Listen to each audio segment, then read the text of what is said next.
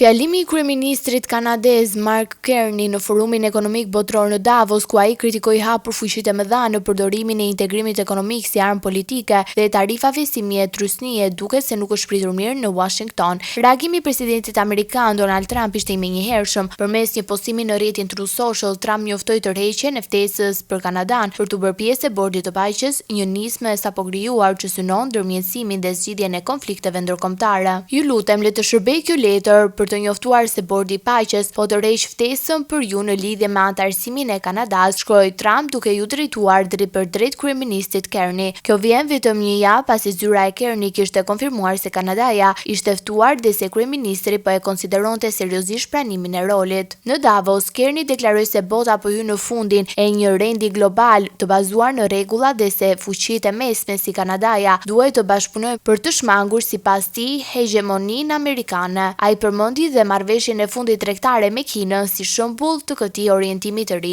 Trump reagoi ashpër duke deklaruar se Kanadaja jeton fal Shteteve të Bashkuara dhe se kryeministri kanadez duhet të tregojë mirënjohje për mbështetjen amerikane. Tërheqja e ftesës erdhi vetëm pasi Trump zyrtarizoi krijimin e Bordit të Paqes, fillimisht të menduar për konsolidimin e armëpushimit të Gaza, por me kompetenca që tashmë pritet të jenë më të gjëra. Bordi është miratuar përmes një rezolute të Këshillit të Sigurimit të OKB-s dhe përfshin vende si Kosova, Shqipëria, Argjentina, Bahrajni, Maroku, Pakistani dhe Turqia.